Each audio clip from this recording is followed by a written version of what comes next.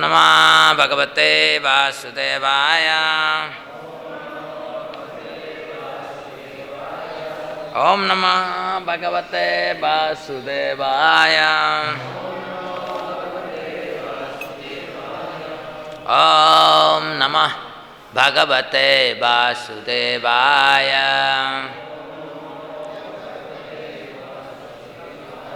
Srimad Bhagavatam, Canto 10, Chapter 10, Deliverance of Amalarjuna Trees, Text 13. Achataha Srimadandhasya Daridryam Paramanjanam Atmaupamena Bhutani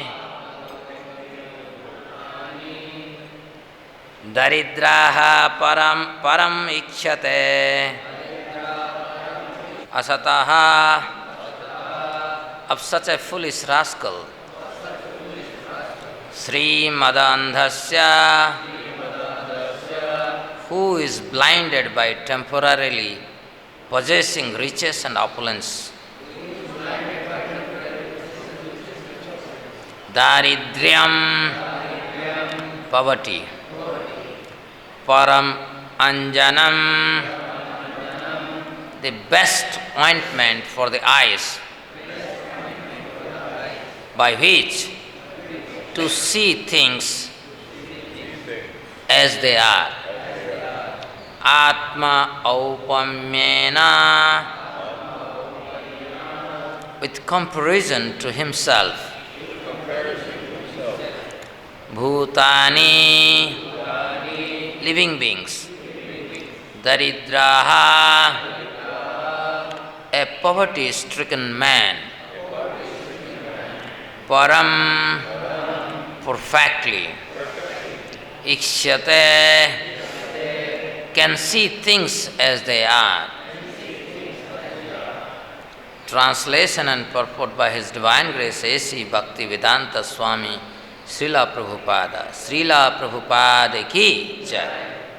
Atheistic fools and rascals who are very much proud of wealth fail to see things as they are. Therefore, returning them to poverty is the proper ointment for their eyes, so they may see things as they are. At least, a poverty-stricken man can realize how painful poverty is, and therefore he will not want others to be in a painful conditions like his own.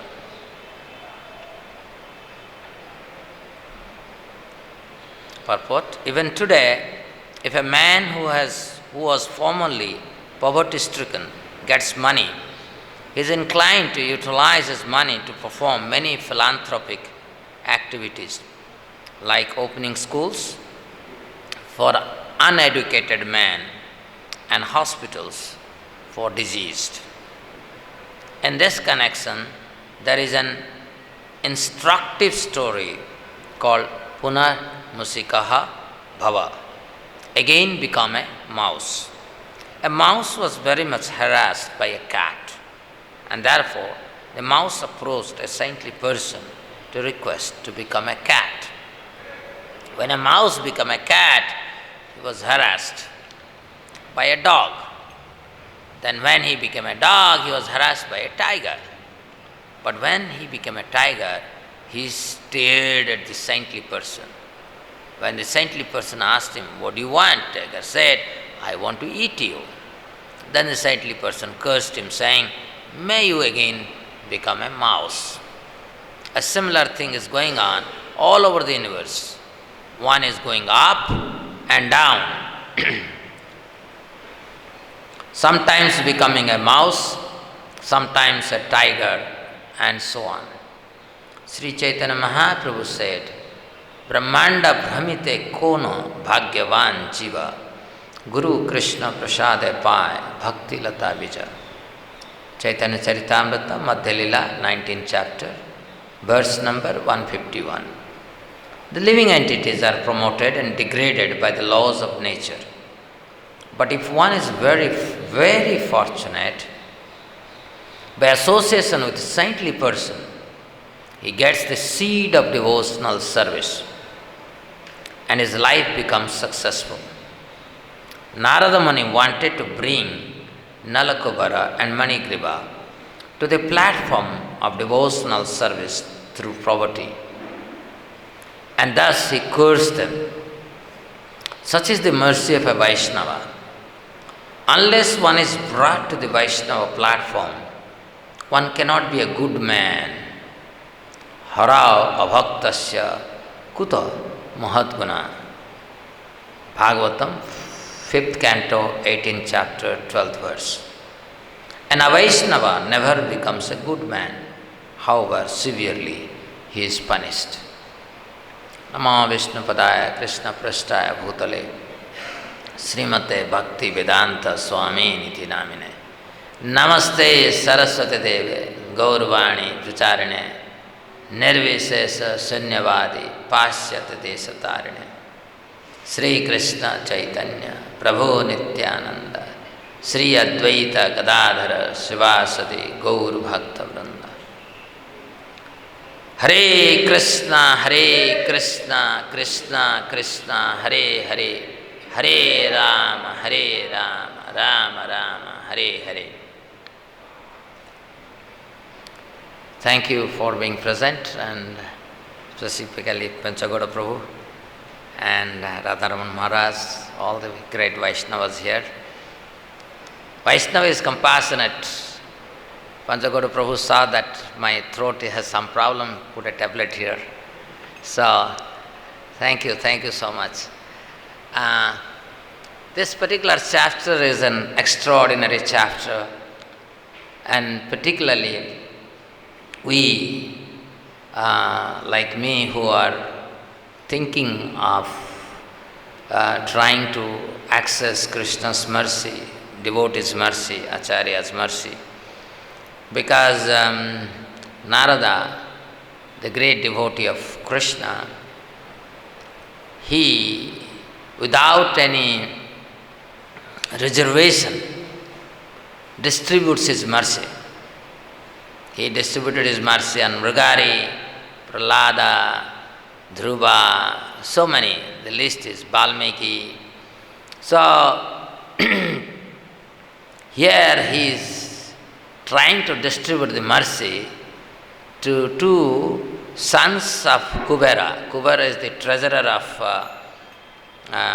the demigods, and he is a staunch devotee of Lord Shiva, and hence he has a place in Kailasa.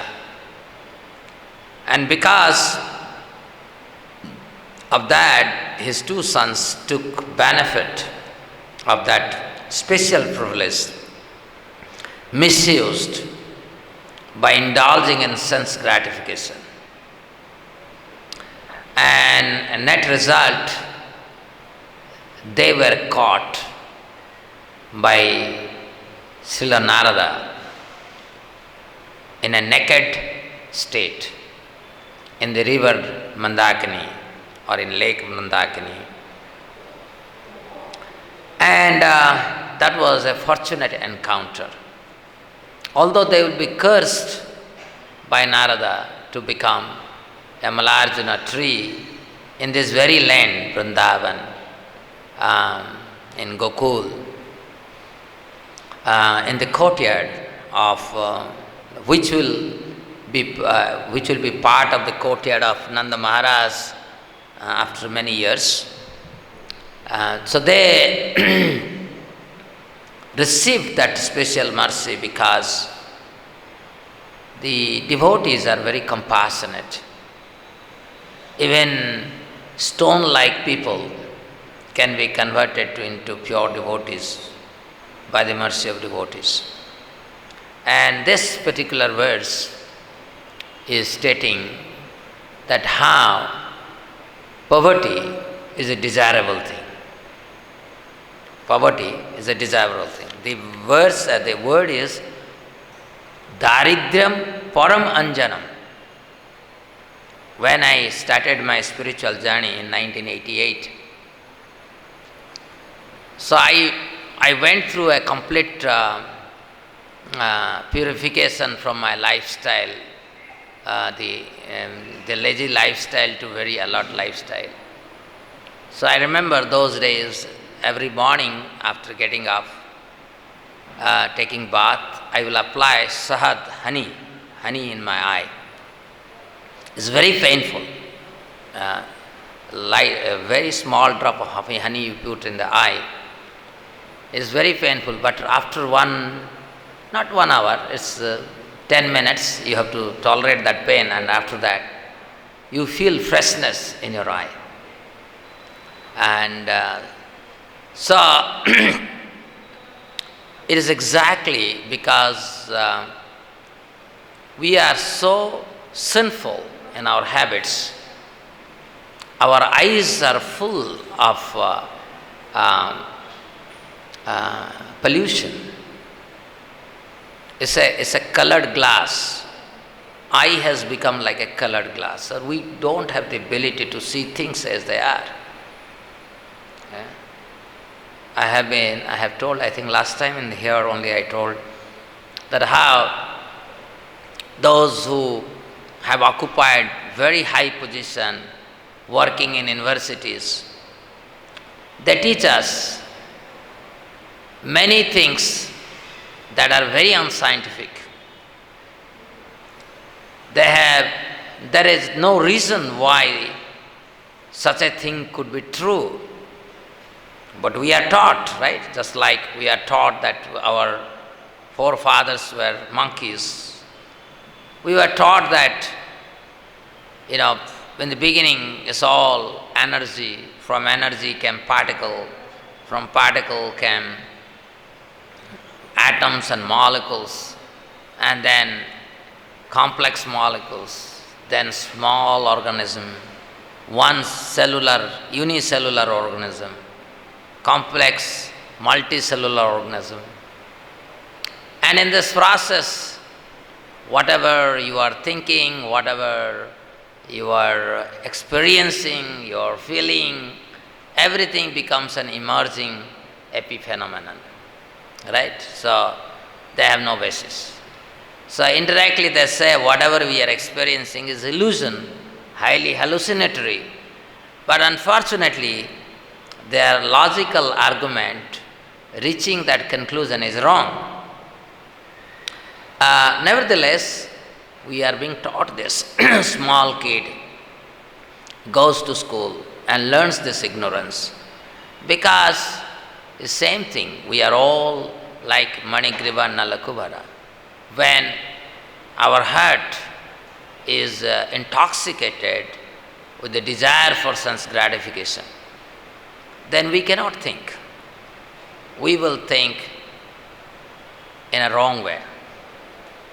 In 2015, I visited Marie Curie lab in Paris.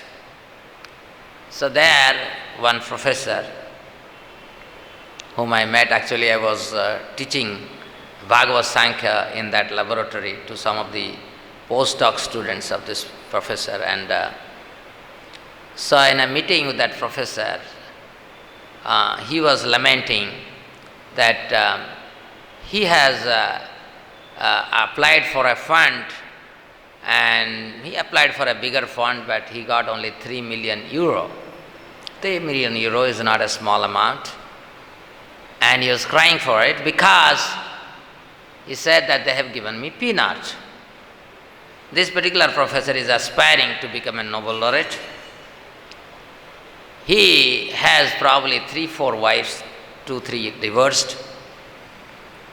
And while discussing, a phone call came from a police.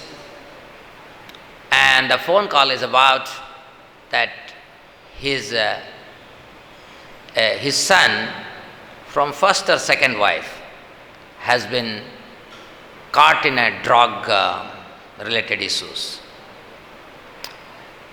So basically that 5 to 10 minutes discussion I had with this so-called big professor, he's leading a troubled life, absolutely troubled life. He doesn't understand this. And And he's getting money, still he is dissatisfied. So, and these people, they are professors in universities. What kind of guidance our young generation would get? Huh?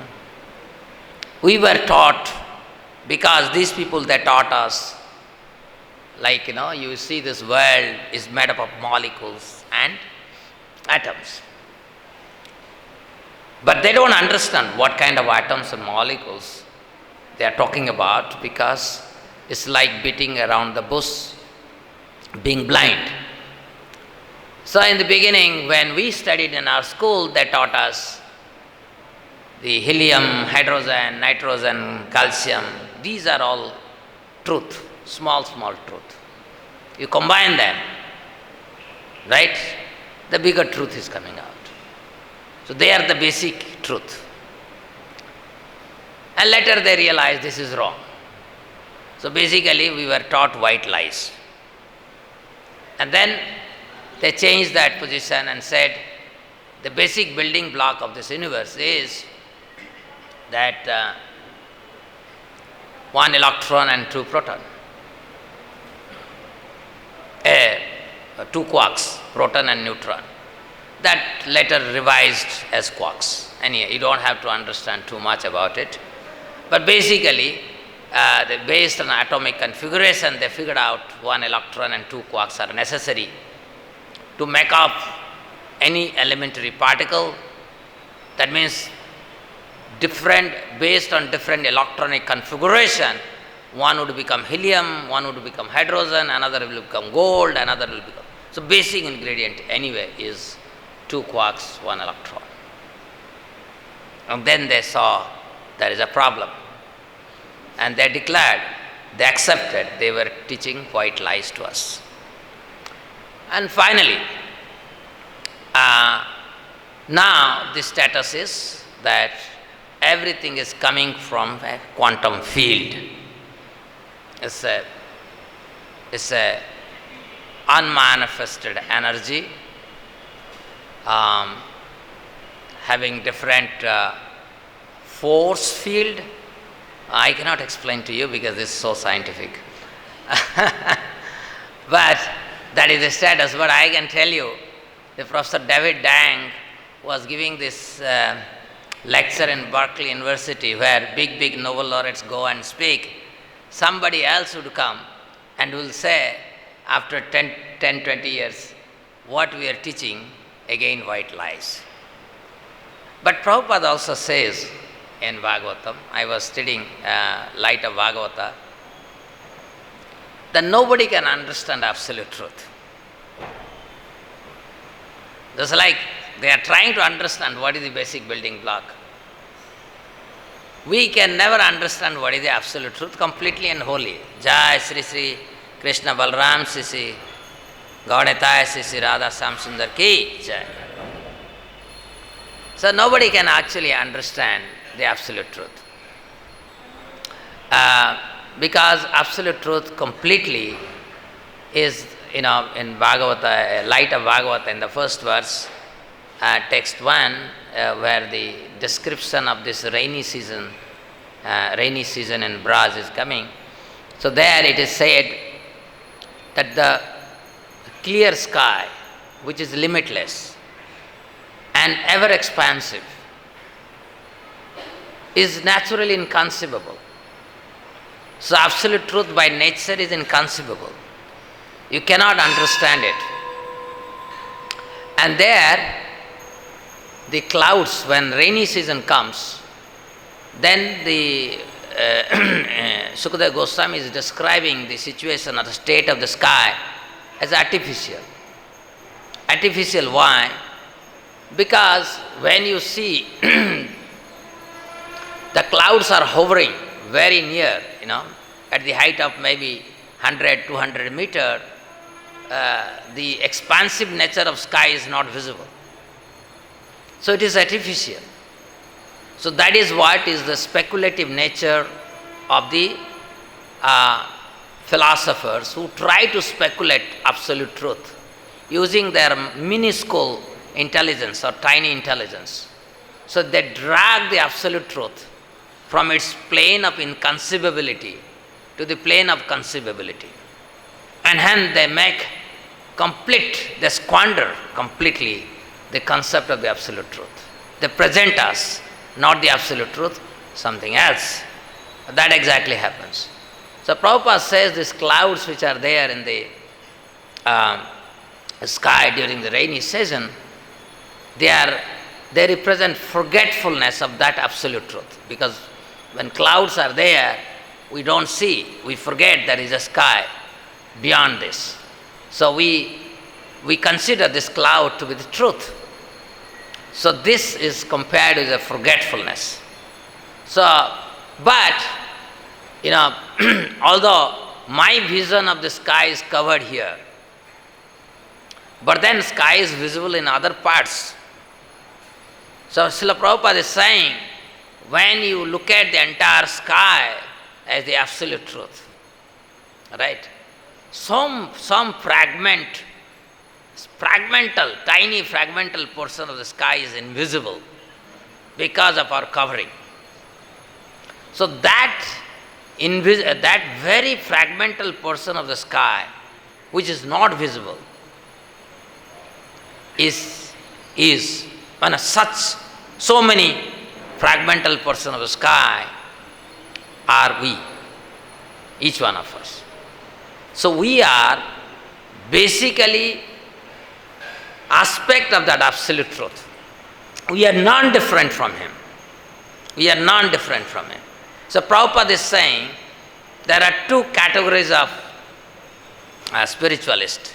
One is monist. Monists, they don't make distinction between the absolute truth and jiva. And dualist, they make a distinction between the absolute truth and jiva. But Chaitanya Mahaprabhu reconciled both, that absolute truth and jiva are simultaneously one and different. So we are being part and parcel of Krishna, non-different from him, but we are different from him because we are tiny, we can be covered by cloud of forgetfulness. Whereas the sky cannot be covered by the cloud of forgetfulness. So this is the point. So just to complete what I was discussing, the basic building block of everything that is existing. What is the basic building block of everything that is existing? What is that original substance from which everything else is manifesting? And that is a question, mother of all questions. It is attracting scientist, philosopher, atheist, religionist, theologist, everyone. So what is that basic element that we need to understand? And we must introspect. So, like Svatasuttara Upanishad says, Nityo nityanam chetanas chetananam eko bahunam o vidadhati kama. So the absolute truth, the basic building block must be that which is independent, original, and it must have no source. When I am asking what is that original substance out of which everything else has come up, so that must be original, it must not have any source. Okay? And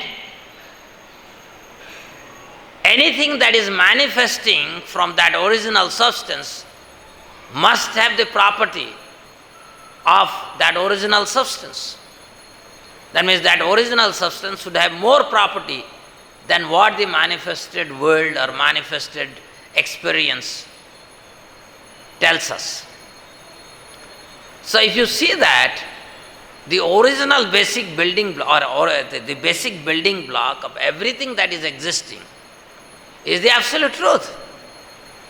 Nityo nityanam. Among all eternals. He is the original eternal. Chetanas Chetananam. Among all conscious beings, he is the original conscious being. Eko Bahuna. He was originally one. And he became many. Yo vidadhati kaman. And he alone satisfies everybody's need, everybody's desire. He alone. So it is absolute truth. He is pervading everywhere. He is there within myself. Each one of myself, he is embracing. He is embracing my soul. He is embracing my consciousness. He is embracing my intellect. He is there everywhere. He is there in every atom. That is what Prahlad Maharaj saw or demonstrated. Without him, nothing is there. But we try to see things without him. And hence there is a concoction, misrepresentation. So this basic idea that God is somebody outside of me is not Vedantic. Without God there is nothing. So we think God is somewhere sitting, but I can have a business with him or not. This is the wrong thing. Mama vartmanu vartante manushya partha sarvasa. No. Without him, no business will take place. If any business is taking place, it is because of him. I can become a passive experiencer or an active experiencer. That's it. Otherwise, the business or transactions are all happening by him only. So this is the basic thing. So, coming back to this verse, where Naraji is saying that he is telling that these two, Manigriva and Nalakuvara, they are intoxicated by wealth.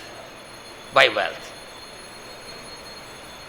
And wealth means sense gratification. Particularly Naraji is saying, when you have wealth but no education, it's more dangerous. Very dangerous. Right? So, when that happens, you have no education and you have wealth, then all four regulative principles are broken. Instead of no meat eating, yes meat eating. No intoxication, yes intoxication. No illicit sex, yes illicit sex. No gambling, yes gambling. It follows.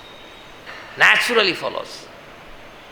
So when that follows, whatever we may do, whatever kind of knowledge we may try to throw onto us, onto our generation, they will be only creating utpata eva kalpate. They will only create disturbance.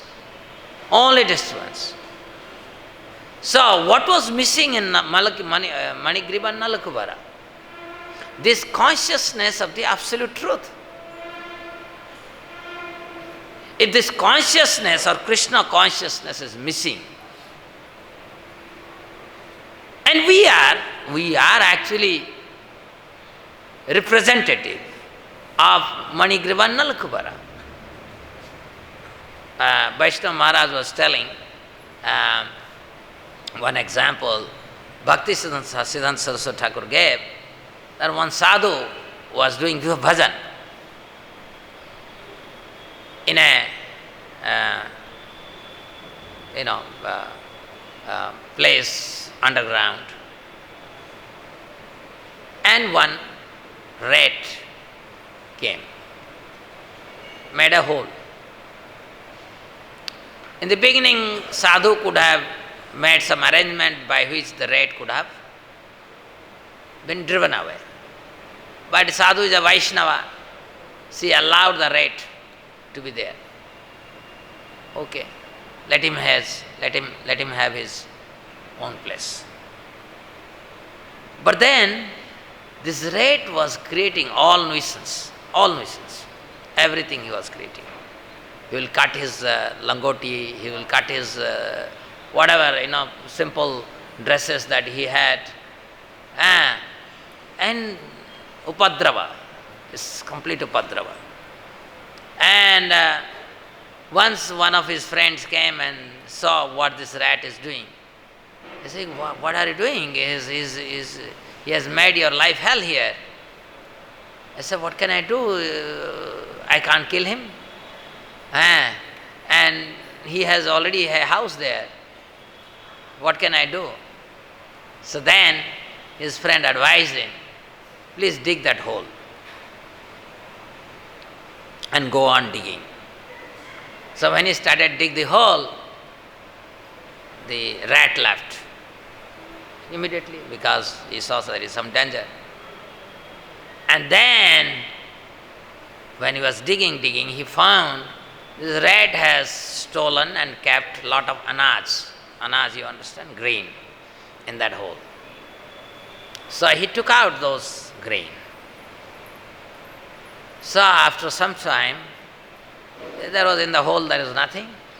He stopped his work and now he started chanting. The rat came back, saw in that hole he had no food.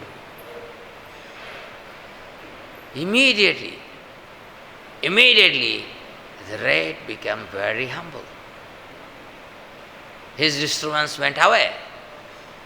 So it is like that. We have very little things that we have, and we think we have a lot. And that makes us so intoxicated, we show our real artificial form to others. Aham mameti.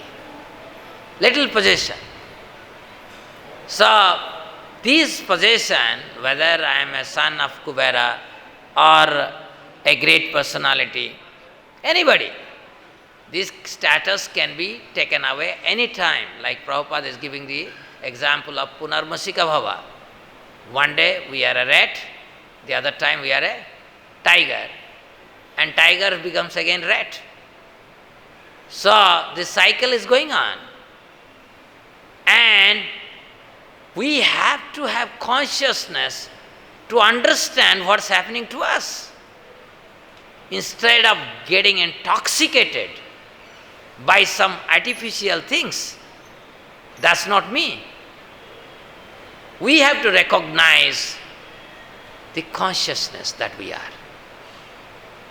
And the real consciousness is not what you imagine, I imagine, the consciousness of that basic building block. That one which has become many. That one who is satisfying everyone's need, everyone's desire. That consciousness we have to describe. We have to understand. If we don't understand that consciousness, if we don't cultivate that Krishna consciousness, then our status one day will be one of them. There is no question about it. So if you look at the levels of consciousness, one is the jad, the nut. So according to scientists, this is atoms and molecules. But according to Bhagavad Sankhya, this is consciousness. This is jad consciousness. Like this kartal, somebody made, right? Like when you eat food, somebody is preparing. His or her consciousness is entering into that food. Okay? Any creation is a conscious creation. This is a creation. It's consciousness. This represents a consciousness. To explain to you a little better, imagine you are walking on the road, right? When walking on the road, you saw a piece of big diamond, right? So it is possible when you saw that piece of big diamond, you realize it's a diamond, you will put in your pocket, you look around, Nobody is there watching. Left. So it's no more a piece of diamond. It exposes your consciousness. The diamond exposes your consciousness. Right? Another person comes, sees the diamond, takes it, goes to the police station. Probably somebody has dropped it. Find out the legal owner. Right? So, here you see, it exposes consciousness, but this consciousness is higher than the previous one. The third person goes, he sees the diamond, but for him, pebble, diamond, broken glass, same. Not at all. Ignores. Goes on chanting. So basically, all inert substance all around us is exposing our consciousness. It is making us naked. So this is called inert consciousness. Like Bhagavad Sankhya says, what this world is about. This world is about sense objects. There is nothing else. We don't try to understand the world in terms of atoms and molecules. We try to see the world in terms of sound, touch, form, smell, and taste. These are 5 things, that's all this world is made up of. Second category of consciousness. That consciousness is living entities. You, me, all of us. 80.4 million species in different consciousness. What do they represent? They represent the 3 modes of material nature. 3 guna. So, this and this, there is a distinction. This is matter, jad, this is also jad, but then there is consciousness. And there is a mystically 2 levels of consciousness here. One consciousness is the soul itself. The other is 3 modes of material nature, material consciousness. So this body is having 2 levels of consciousness, mixed,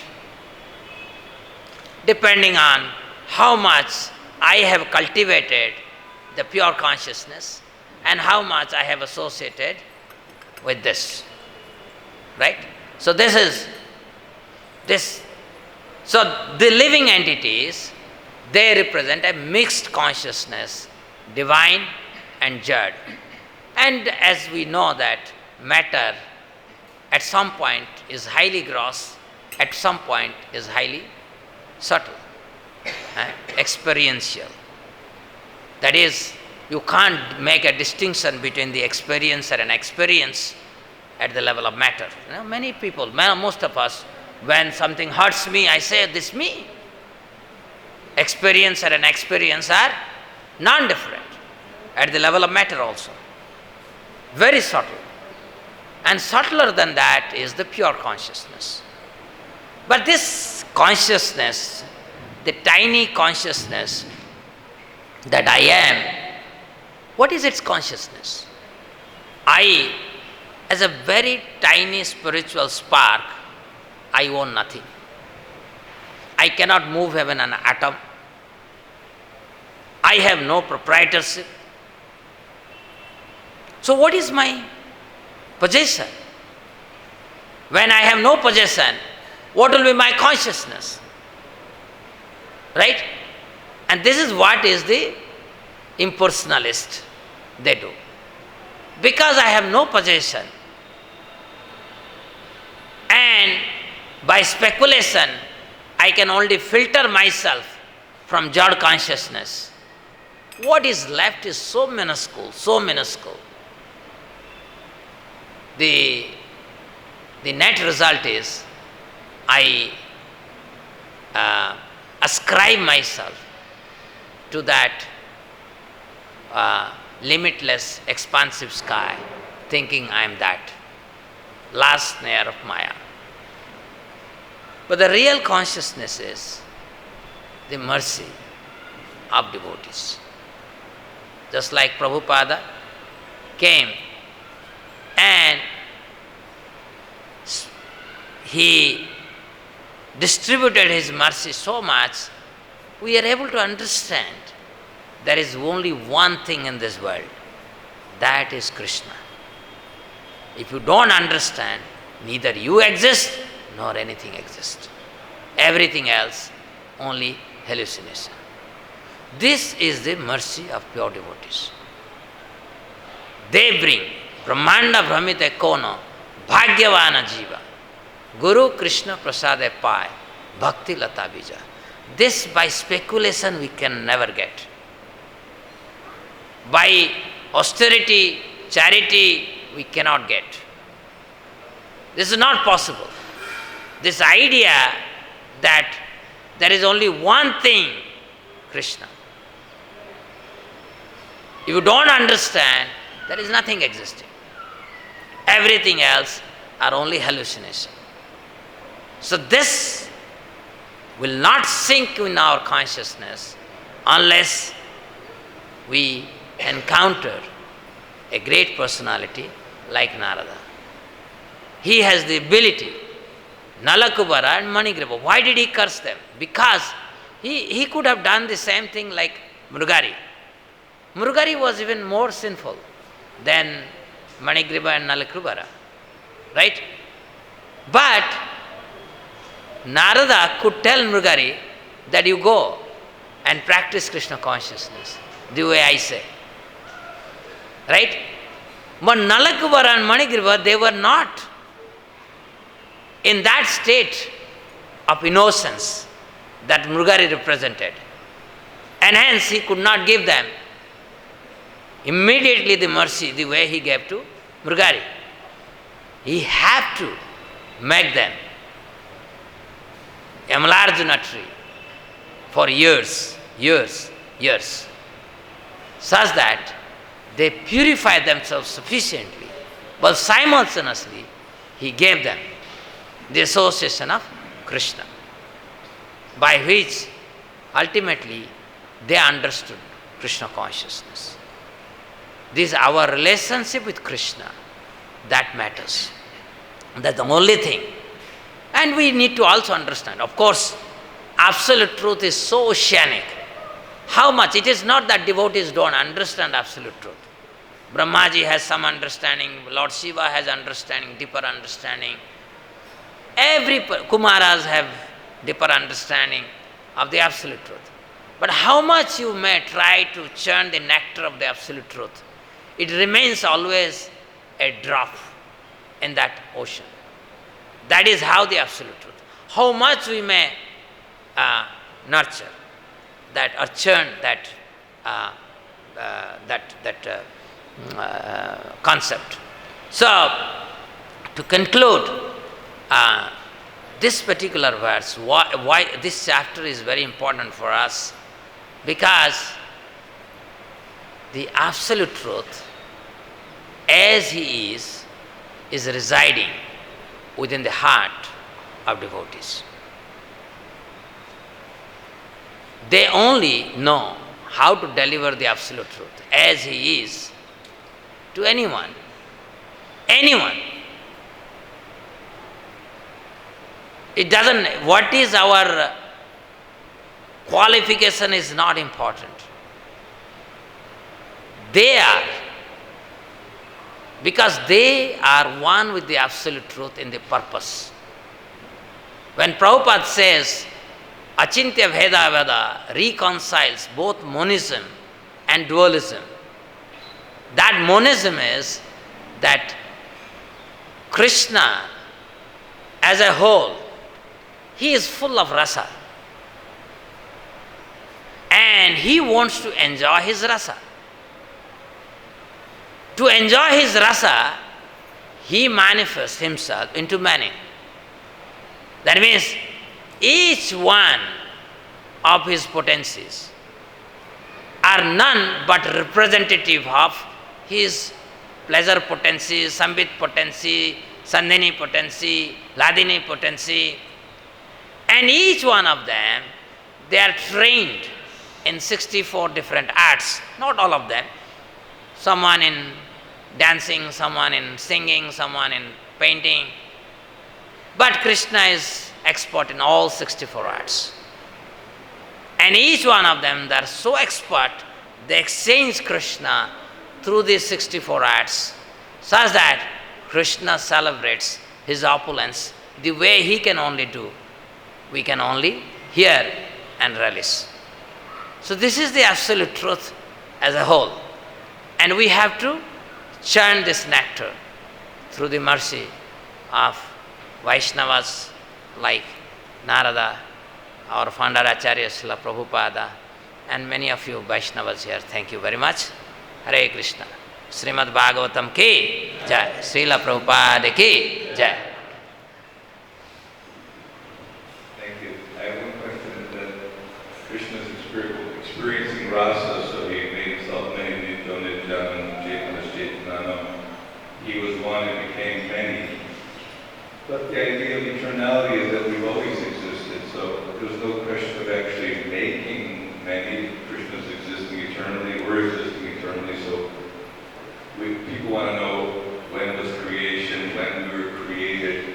Were we created, or have we always been and are still are? Very good question. Very good question.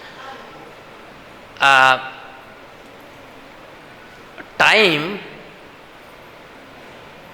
unless we experience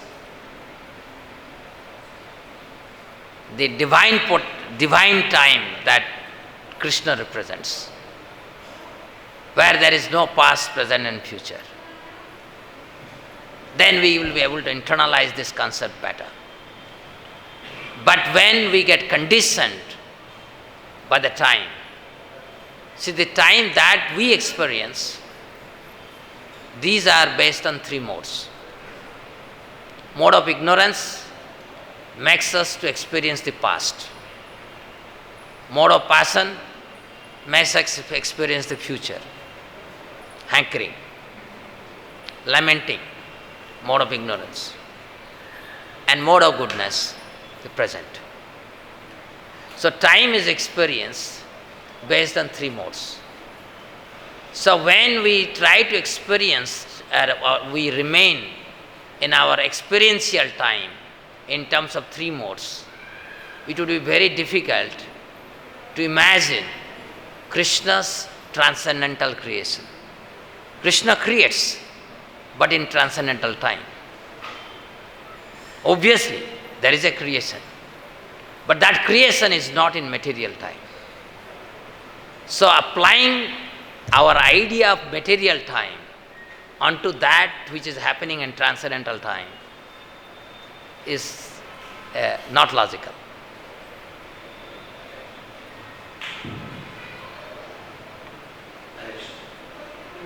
Prabhu, as we know this knowledge, we are having transcendental knowledge, but still we want to put ourselves in materialist, we want to make them study this materialist knowledge.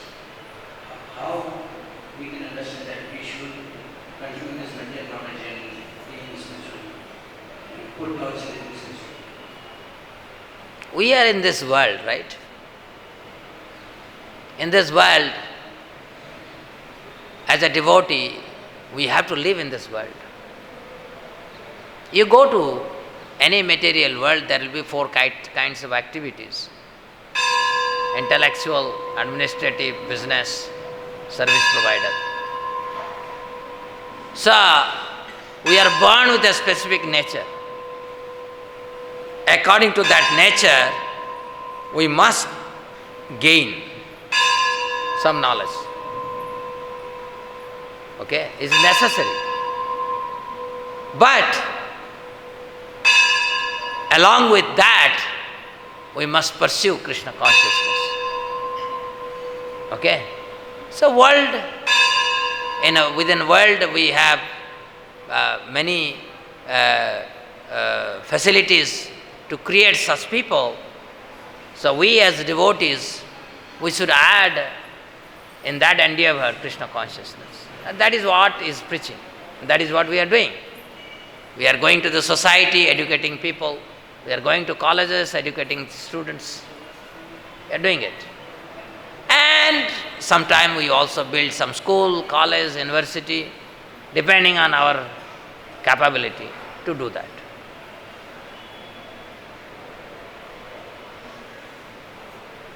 Okay. Yes.